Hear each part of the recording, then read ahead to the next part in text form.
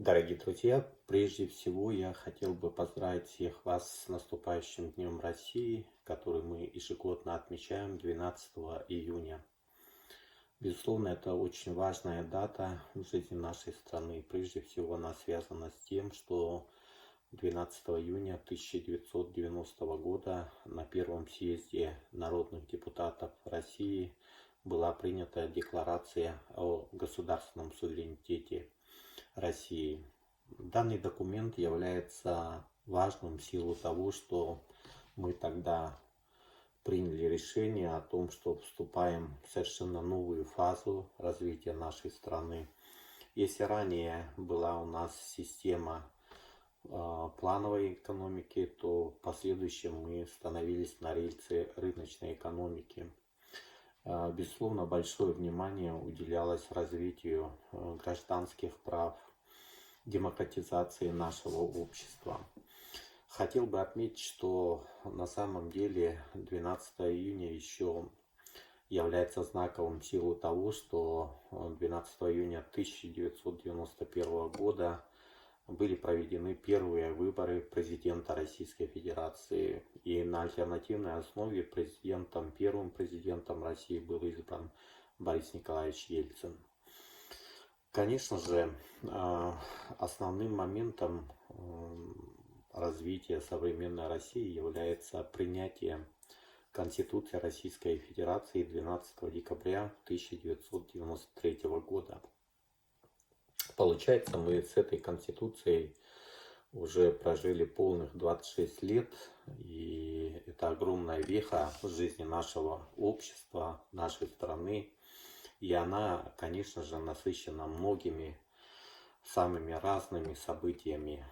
Были времена, когда была определенная дестабилизация. Вы помните октябрь 93 года, когда танки били по Белому дому, где размещался Верховный Совет России. Это была такая эскалация напряженности между исполнительной и законодательной ветвями власти, что, конечно же, недопустимо применение силы до такой степени.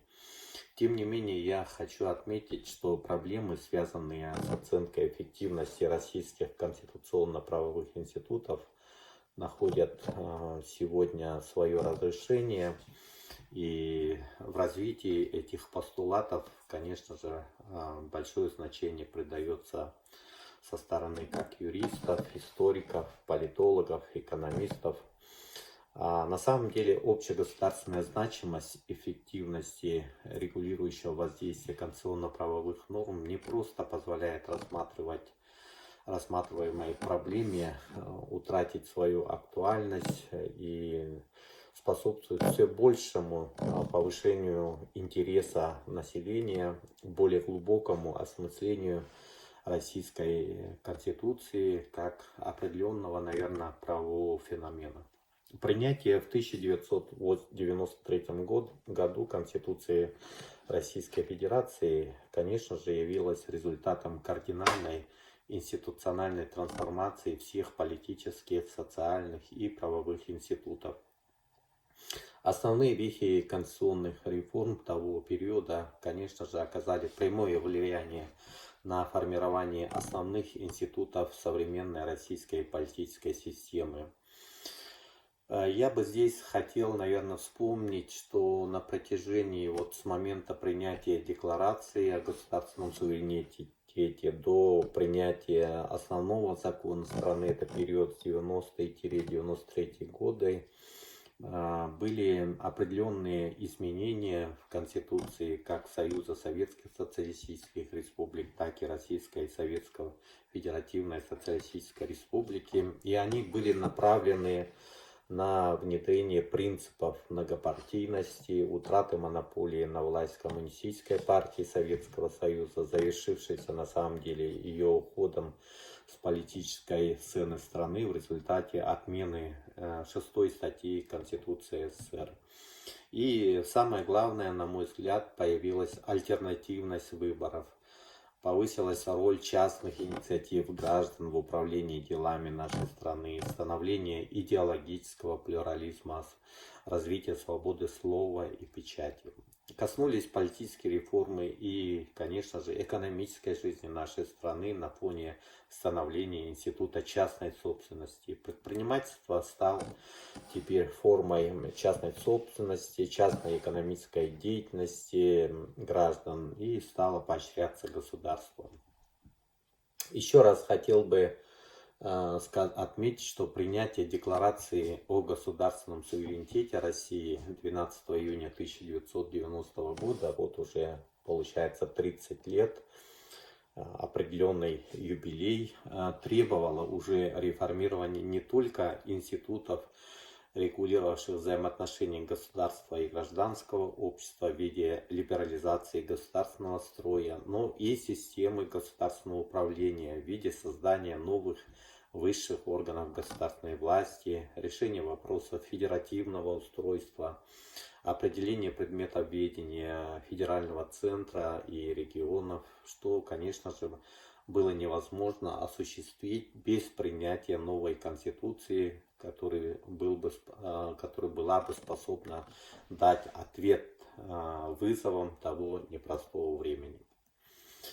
Принятие Конституции Российской Федерации в то время, конечно же, выглядело весьма и весьма ответственным шагом. Сегодня мы можем с полным основанием говорить о том, что в нашей стране создана государственная система, отвечающая всем современным критериям парламентаризма. И без всякого преувеличения достижение исторического характера – это наше общее национальное достояние, которое всем нам следует беречь и развивать. Здесь следует отметить, что действующая Конституция, она стала на самом деле фундаментальной основой современной российской государственности. Ее принципы и положения играют направляющую роль для всей системы действующего права и законодательства.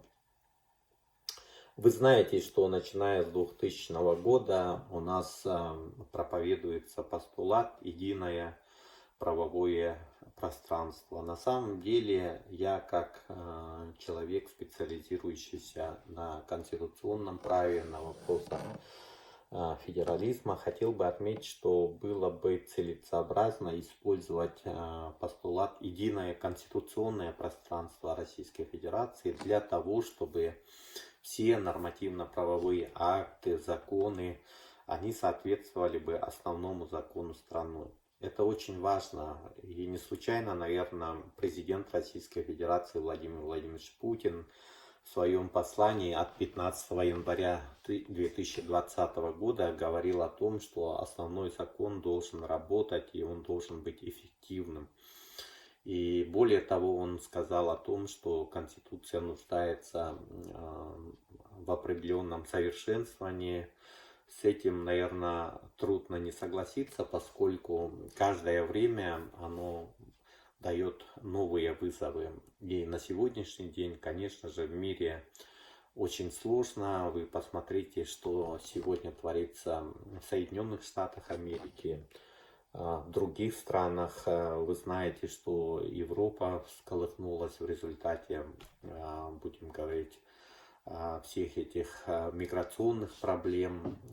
Люди, конечно же, особенно с африканского континента, хотят лучшей доли, лучшей жизни. И то, что вот эта бесконтрольная миграция, она в какой-то мере на сегодняшний день в определенной степени отрегулирован, но это не говорит о том, что данный вопрос снят с повестки дня. Отнюдь нет.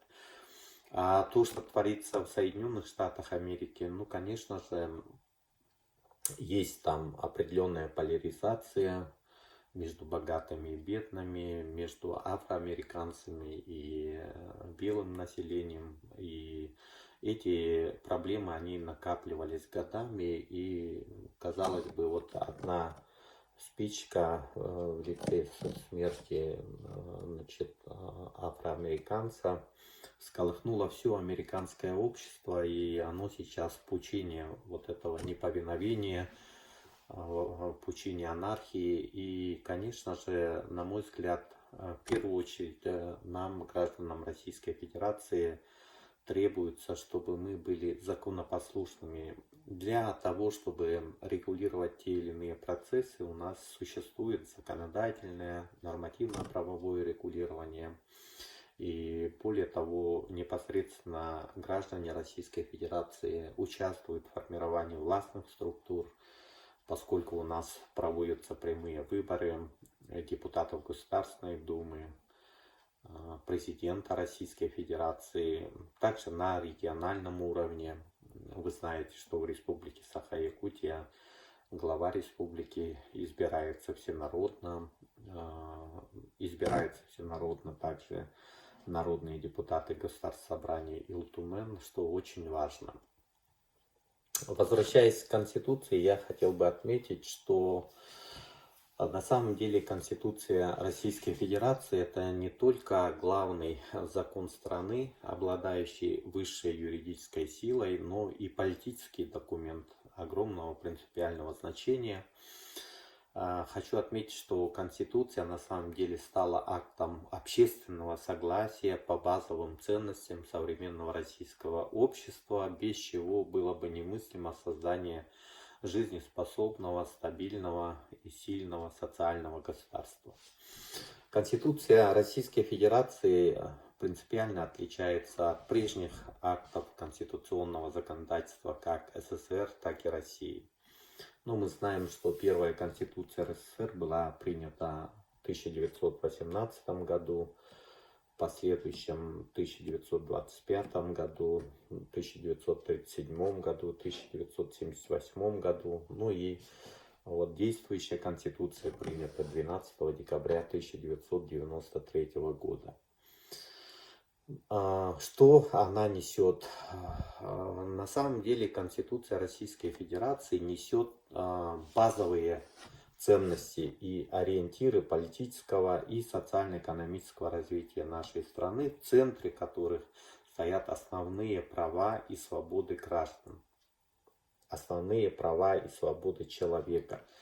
Конституция России создана с учетом современных идей конституционализма, таких как права личности и разделение властей.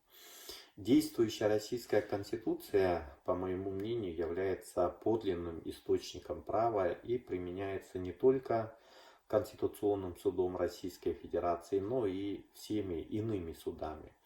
На основе Конституции выстроена новая система организации публичной власти, конституционные механизмы, которые препятствуют возрождению тоталитарного общества и государства и способствуют защите прав граждан от произвола со стороны государства. Конечно же, это недопустимо, и я очень надеюсь, что такого не будет. Конституции служат еще и одним из важнейших инструментов проведения политических и экономических реформ, создания гражданского общества, рыночной экономики. И с этой точки зрения мы можем сказать, что конституционная реформа 1993 года на самом деле открыла путь экономическим, политическим, социальным и иным преобразованиям. Вот на сегодняшний день, говоря о разделении властей, мы видим, что у нас эффективно действующая законодательная, исполнительная и судебная власть. Законодательная власть у нас представлена федеральным собранием, состоящим из двух палат. Верхняя палата Совет Федерации, как мы иначе его называем, Палата регионов, представляет все 85 субъектов Российской Федерации, которые делегируют по два своих представителя. Один представитель от законодательного органа, другой представитель от исполнительного органа государственной власти субъекта Российской Федерации. Государственная Дума состоит из 450 депутатов, и здесь я хотел бы отметить, что сегодня у нас существует 4 фракции. Это фракции «Единая Россия», Коммунистическая партия Российской Федерации, «Справедливая Россия», Либерально-демократическая партия России. Вот 4 фракции, которые на конкурентной основе вошли в состав Госдумы, и сегодня от них зависит насколько качественные законы принимаются для того, чтобы улучшить жизнь наших сограждан, развивать экономику России. Я хотел бы отметить, что на самом деле, ориентируясь на проверенную, принятую во всем цивилизованном мире практику, основной закон нашей страны определил демократию как основу конституционного строя, признал высшей ценностью человеческую личность, утвердил правовой характер государственности и последовательный федерализм. Важнейшим достоинством нашей Конституции является то, что она однозначно определила многонациональный российский народ носителем государственного суверенитета и единственным источником власти в нашей стране. С чем это связано? Ну, я бы хотел напомнить о том, что в преамбуле нашей Конституции четко и кратко изложена фундаментальная система морально-нравственных ценностей нашего многонационального государства. Это общая историческая судьба и государственное единство, это свобода человека и гражданский мир, это уважение к деяниям предков и любовь к Отечеству, вера в справедливость и стремление к процветанию России. Хотел бы отметить, что Конституция имеет далеко простирающийся потенциал и предстоит еще многое сделать, чтобы все конституционные ценности воплощались в реальную жизнь. Среди профессиональных юристов бытует мнение о том, что Конституция – это то, что говорит о ней Конституционный суд России. Наш Конституционный суд Российской Федерации действительно имеет очень солидный, многотомный объем разъяснений, толкований Конституции Российской Федерации. В этой связи я хотел бы отметить, что самостоятельность и независимость Конституционного суда Российской Федерации – это тоже одно из важнейших достоинств нашего основного закона, свидетельство высокой степени его демократичности и сбалансированности. Российская Федерация на самом деле, конечно же, является таким, будем говорить, живым организмом, находящимся в развитии с учетом задач, стоящих перед государством и обществом в процессе сложной, поистине исторической трансформации. Однако нам следует тщательно оберегать базовые конституционные положения от каких-либо скороспелых или подходов, потому что основной закон – это действительно базовая ценность. И с этой точки зрения я думаю, что в Российской Федерации всегда должно сохраняться уважение к правам и личности правам личности и гражданина. И с этой точки зрения я думаю, что сейчас вот в условиях пандемии каждый человек очень четко осознал базовые ценности нашей Конституции, и то, что она имеет социальную направленность, мы должны еще более, наверное, в этой части развивать. Потому что в статье 7 Конституции Российской Федерации говорится о том, что Россия является социальным государством. А первая статья, она как раз говорит о том, что Российская Федерация является демократическим, правовым и федеративным государством. Ну и, конечно же, я бы хотел подчеркнуть, что по Конституции Российская Федерация является светским государством, то есть религия отделена от государства. Конечно, одним из базовых ценностей, на которые мы должны обратить внимание, и существуют определенные пробелы, это федеративное устройство нашего государства.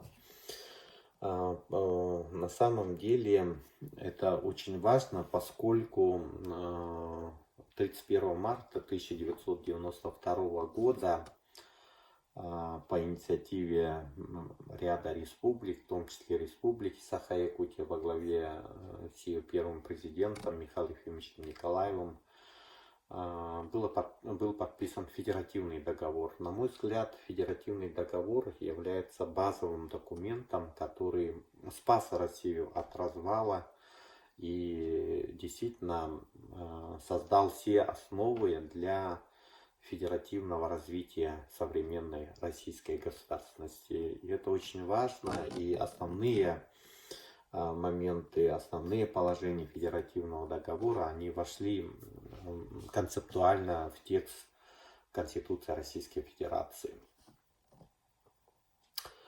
Что хотелось бы отметить? Да, вот каждый регион, каждый субъект Российской Федерации вносит свой вклад в России, в развитие России. Почему? Потому что я всегда говорю, что Россия сильна своими субъектами. Если будут сильными субъекты Российской Федерации, то в целом будет сильна наша Российская Федерация.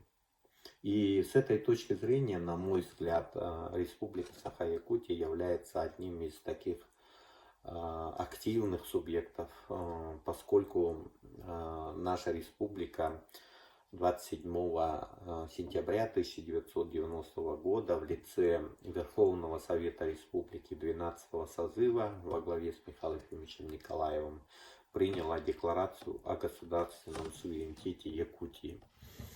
Я бы здесь хотел особо подчеркнуть, что некоторые аналитики любят говорить, что данный документ является таким документом с определенным сепаратистским уклоном, с чем я категорически не согласен. Почему? Потому что на самом деле в этой декларации была оказана поддержка принятию декларации о государственном суверенитете России, которая, как я говорил выше, была принята 12 июня 1990 года. И вот в декларации о государственном суверенитете Якутии всю полноту власти и ответственность на себя взяли органы государственной власти Республики Саха-Якутия. И здесь были даны базовые концептуальные подходы, как переход на рыночную экономику, на развитие демократии, уважение прав человека. Ну и, конечно же, что республика будет развиваться именно в составе России. Вот здесь я хотел бы подчеркнуть, что в 2032 году мы будем отмечать 400-летие вхождения Якутии в состав российского государства. О чем это говорит? Это говорит о том, что Якутия всегда была верна выбранному пути, быть вместе с Россией. И не просто быть, а защищать интересы России. Вот начиная, наверное, с момента своего вхождения, мы очень активно защищали интересы. Ну, как пример, Первая мировая война, Вторая мировая, Великая Отечественная. И среди наших земляков очень много героев, полных кавалеров Георгиевского креста, героев Советского Союза и полных кавалеров Ордена Славы. Вообще, вот якуты, они славились как хорошие воины, как хорошие солдаты.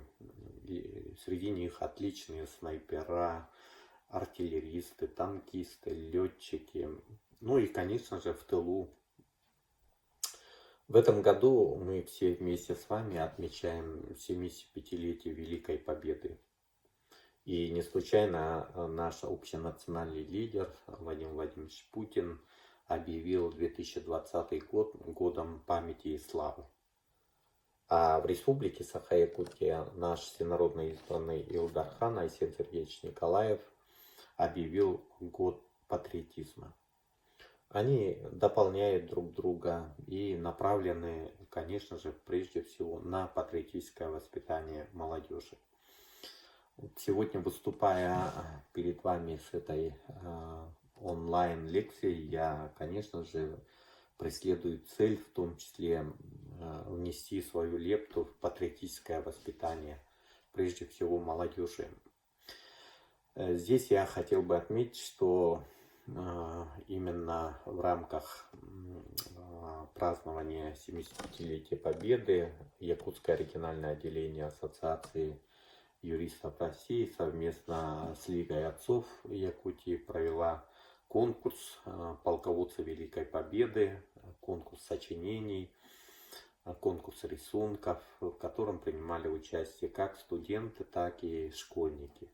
Поступило очень много работ, и я думаю, что это было очень таким важным элементом для осознания молодежи значимости победы, значимости и роли наших выдающихся полководцев в достижении этой победы. Кроме того, мы совместно с журналом Кюрюлькен проводили конкурс на лучшее пение песни «Катюша» на якутском языке, кяче. Это тоже очень важно. Но вот в рамках подготовки к Дню России мы вместе, значит, с образовательным кластером Восточно-Сибирского экономического института и Якутским колледжем инновационных технологий решили провести конкурс «Моя Родина, самая прекрасная страна Россия». Это конкурс лучших сочинений и, будем говорить, такой хорошей читки стихов про Россию. И сейчас вот поступает очень много работ, в скором времени будут подведены итоги. Опять же, победители будут награждены специальными дипломами, также денежными призами. И опять же я здесь подчеркну, что данное мероприятие оно направлено на патриотическое воспитание. Без того, чтобы каждый гражданин России не ощущал себя патриотом, не любил свою родину, нам трудно представить светлое будущее России. Вот почему, конечно же, мы всегда должны проводить большую работу по патриотическому, по правовому, по физическому воспитанию нашей молодежи. Не случайно говорят, что мы должны быть готовы всегда к труду и обороне. Что касается вот разделения властей, я не докончил мысль, говоря о, значит, законодательной власти, я упомянул о федеральном собрании, а когда мы говорим об исполнительной ветви власти, это представлено в лице главы государства, также правительства Российской Федерации, значит, судебная система у нас представлена Конституционным судом Российской Федерации и Верховным судом Российской Федерации. Что касается Республики Саха-Якутия, у нас также наличествует три единства власти, то есть три ветви власти. Это высший законодательный, представительный контрольный орган Государственного собрания Ултумен. Наш парламент – это всенародно избранный глава Республики Саха-Якутия, который формирует правительство республики, и это Конституционный суд Республики Саха-Якутия. Все это связано с тем, что все три ветви власти должны быть сбалансированы, и с этой точки зрения это очень важно, потому что законы, которые принимаются парламентом республики, должны значит, применяться в реальной жизни, исполняться, за что, конечно же, отвечает исполнительная власть, а с точки зрения контроля за правильной реализацией, за вопросами соответствия наших законов, других нормативно-правовых актов Конституции Республики Саха-Якутия. Это, конечно же, прерогатива Конституционного суда Республики Саха-Якутия. Говоря о федерализме, мы, конечно же, говорим о том, что все 22 республики, они имеют свои конституции. Значит, также остальные субъекты Российской Федерации, они имеют свои уставы, то есть основные законы, на основе которых они действуют, формируются органы власти, и это очень важно. Ну вот по развитию взаимоотношений между федеральным центром и органами власти субъектов просто можно проиллюстрировать на примере нашей республики. Вот, например, вот я говорил о подписании федеративного договора. Хотел бы здесь упомянуть о том, что 31 марта 1992 года, в день подписания федеративного договора, Республика Саха-Якутия была единственным субъектом, который подписал соглашение с правительством Российской Федерации по экономическим вопросам. Данный документ является очень важным, поскольку создал экономические основы для развития нашей республики в то сложное время. Мы получили, будем говорить, базу для развития бюджета Республики Саха-Якутия. Следующий момент, то что в ноябре 1992 года было подписано соглашение о разграничении собственности. Более того, в июне 1995 года было подписано соглашение между правительствами Российской Федерации и Республики Саха-Якутия, и к этому был подписан договор, точнее, и к нему прилагалось 15 соглашений по различным сферам, в сфере промышленности, в сфере природопользования, в сфере развития культуры.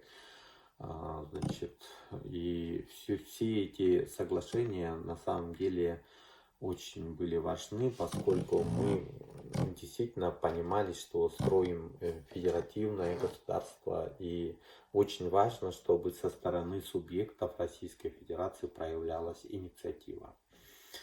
Ну и вот я хотел бы отметить, что начиная с 2000 года вот у нас осуществляется определенная вертикаль, и с этой точки зрения после известных событий в Беслане, значит, когда был захват террористами школы, мы понесли потери, вносились определенные изменения в формировании властных структур региона. Так, например, главы регионов могли наделяться полномочиями главы по представлению президента Российской Федерации законодательными органами, то есть парламентами.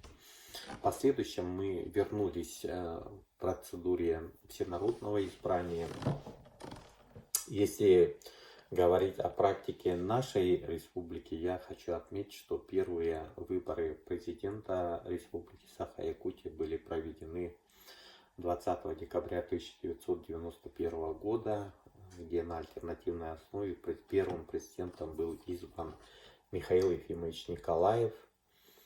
Затем, значит, в 1996 году были проведены вторые выборы президента, и опять же Михаил Ефимович Николаев был избран, поскольку вот 4-летний срок отработал очень эффективно. Я вообще хотел бы отметить, что Михаил Ефимович Николаев внес огромный вклад в развитие нашей республики, и я очень горжусь тем, что имел счастье работать с этим выдающимся человеком.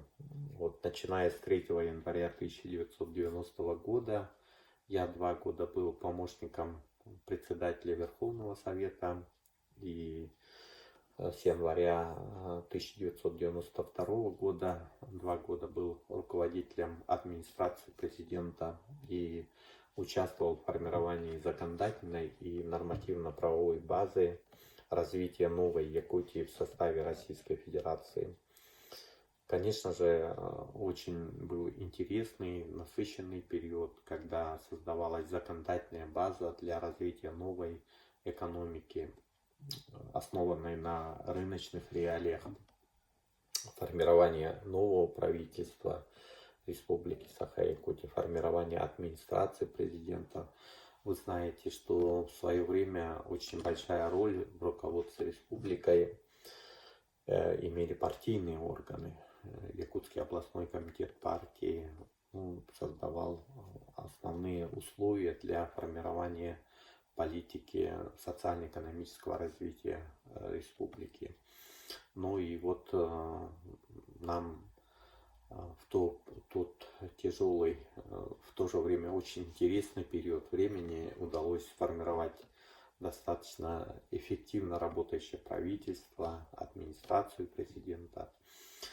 В 1996 году прошли вторые выборы президента Республики Саха-Якутия, на которых, опять же, на альтернативной основе был избран президентом Михаил Ефимович Николаев. В последующем 2001 году прошли очередные выборы. Уже тогда существовал 5-летний срок полномочий президента. Ну и, значит, президентом уже по итогам второго тура голосования был избран Вячеслав Анатольевич Штыров. Во втором туре его оппонентом был Федот Семенович Тумусов.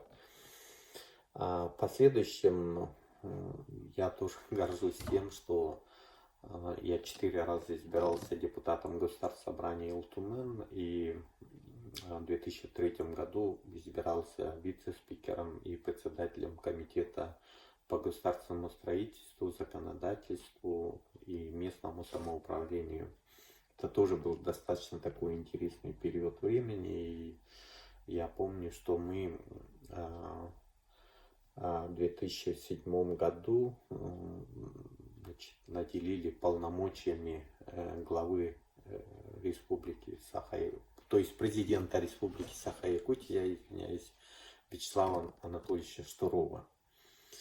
Вот я говорил о том, что после известных бесланских событий была введена такая процедура, и я хотел бы отметить, что эта процедура была проведена, точнее, в 2008 году, и в 2010 году президент Штыров сложил свои полномочия, и исполняющим обязанности президента, а затем и наделен был полномочиями президента республики Егор Афанасьевич Борисов, который в 2014 году в сентябре был избран первым главой республики Илдар-Ханом. Ну и вот в сентябре 2018 года наш народ избрал своим Илдар-Ханом Айсена Сергеевича Николаева. Вот получается у нас 4 лидера, которые избирались народом. Это Михаил Ефимович Николаев, Вячеслав Анатольевич Штыров, Егор Афанасьевич Борисов и Айсен Сергеевич Николаев. И, конечно, мы очень благодарны этим лидерам, их командам, их правительствам, которые действительно внесли большую лепту для развития Республики Саха-Якутия в составе Российской Федерации.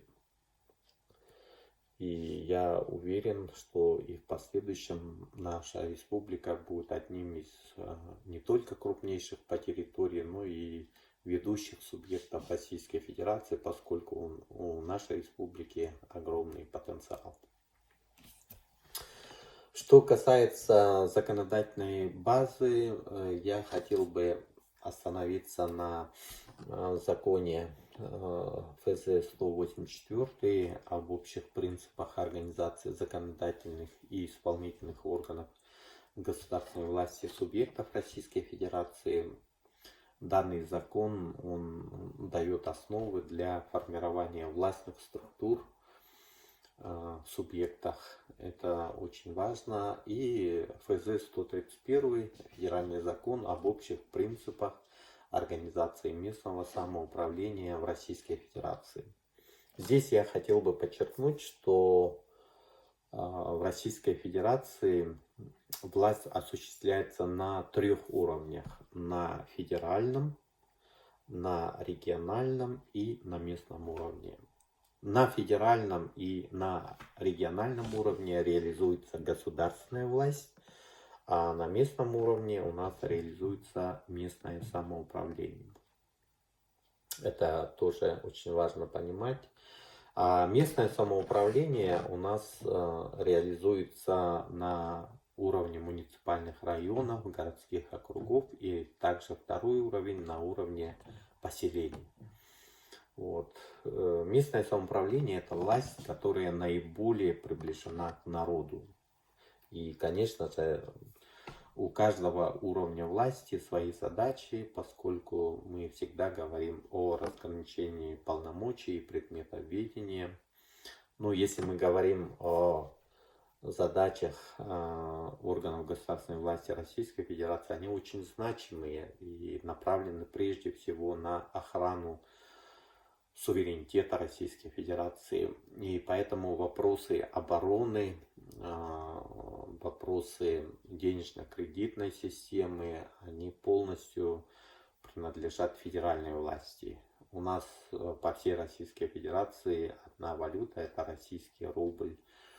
У нас все внешние международные связи регулируются посредством Министерства иностранных дел. Вопросы обороны у нас решаются посредством Министерства обороны Российской Федерации, и это тоже очень важно понимать. Кроме того, есть полномочия, которые находятся в совместном ведении Российской Федерации и регионов. Вопросы образования, вопросы социальной защиты, культуры и так дальше, здравоохранения. И здесь, конечно, очень важно понимать, что те законы, которые принимаются на федеральном уровне, также те законы, которые принимаются в регионах, они, безусловно, должны учитывать местную специфику. То есть, конечно же, существует определенная дифференциация между субъектами Российской Федерации. Я уже упоминал выше о том, что в составе Российской Федерации 85 субъектов, из них 22 республики. Вот. И я хотел бы отметить, что День России — это очень важный праздник, и здесь я хотел бы говорить о том, что нам очень важно сохранять стабильность, развивать нашу Россию. Я более чем уверен, что после выхода из этой очень сложной ситуации, которая затронула экономики многих стран после пандемии, мы, конечно же, должны найти пути и способы для дальнейшего развития нашей любимой Родины, Российской Федерации. И здесь для нас подспорьем является наш президент Владимир Владимирович Путин, Федеральное собрание, правительство Российской Федерации, которое в этом году кардинально обновлено. Михаил Владимирович Мишустин, новый премьер-министр. Ну и, конечно же, я думаю, что нам необходимо развивать и партийную систему, чтобы те партии, которые сегодня есть на политической карте нашей страны, чтобы они были сильными, чтобы они реально выполняли свои программы партийные, чтобы это шло именно во благо граждан Российской Федерации. Мы не должны допустить поляризации между богатыми и бедными. Сегодня не секрет, что эта проблема существует. На самом деле говорить о проблемах всегда можно и нужно. Почему? Потому что только зная свои проблемы, мы можем найти пути для их разрешения. И с этой точки зрения я хотел бы отметить, что на сегодняшний день очень большая ответственность, конечно же, у субъектов. В период пандемии президент России неоднократно обращался к губернаторам и давал им полноту власти. Почему? Потому что, конечно же, региональные власти более видно, какова ситуация, какие решения необходимо принимать здесь и сейчас какие существуют для этого ресурсы. Ну, конечно же, для реализации тех или иных полномочий должны быть определенные финансовые ресурсы для их эффективного исполнения. Поэтому очень важно, что в нашей стране существует фонд национального благосостояния, и я думаю, что и в последующем сейчас вот рынок по энергоносителям, по нефти в определенной мере стабилизируется, и я уверен, что цена на нефть будет повышаться. Это, конечно же, будет отражаться на полновесности нашего бюджета. С другой стороны, конечно же, ориентир должен быть на развитие реального производства, на развитие промышленности, на качественное развитие, значит, производственных сил и ресурсов. Мы должны очень внимательно относиться к вопросам экологии. И вот меня, конечно же, как гражданина возмущает то, что произошло под Норильском, утечка огромного количества дистоплива. Это, конечно же, не хозяйский подход. И я здесь, конечно, должен согласиться с президентом страны, что хозяйствующие субъекты должны нести большую ответственность за вред экологии. Ведь восстановить экологическое благополучие — это не вопрос одного дня. Для этого потребуются годы и десятилетия. И, конечно же, Норникель должен нести за это ответственность не только материальную, но и, наверное, другую ответственность, поскольку виновные лица должны быть наказаны по всей строгости закона. Я очень рад, что в нашей республике уделяется большое внимание вопросам экологии. У нас тоже были определенные проблемы, связанные, значит, с бросами в реку Вилюй. И люди, конечно же, очень волновались для того, чтобы восстановить эту великую реку. Тоже потребуется очень много сил и средств, и компания «Алроса» предпринимает достаточные усилия для того, чтобы обеспечивать население жителей Вилюйского региона чистой водой. Ну и, конечно же, чистота самой реки — это, безусловно, важно, очень важно. В целом, я думаю, что для того, чтобы нам развивать нашу родную республику, тем более в 2022 году мы вместе с вами будем отмечать столетие Якутской республики, необходимо прилагать усилия. И эти усилия, они, конечно же, должны быть направлены на то, чтобы не только просто там со стороны можно там покритиковать, пожурить, но, на мой взгляд, более важным является вклад каждого человека вот в развитие нашей страны. Вот в 2022 году мы можем иметь такую возможность спросить самого себя, что мы сделали для развития нашей родной республики. И я говорил о том, что в 2032 году мы будем отвечать уже 400-летие вхождения Якутии в состав российского государства. Тоже очень такой важный момент, и я уверен, что мы и далее в составе Великой России будем развиваться, но наше развитие, конечно же, зависит от каждого из нас. Поэтому я в заключении хотел бы еще раз поздравить всех вас с наступающим государственным праздником, Днем России, пожелать прежде всего крепкого здоровья, жизненного оптимизма, ну и, конечно, чтобы каждый из нас на своем рабочем месте очень ответственно и качественно выполнял свою работу и вносил свой вклад в развитие нашей Родины, Российской Федерации. большое спасибо за внимание. Всем добра и благополучия. Спасибо.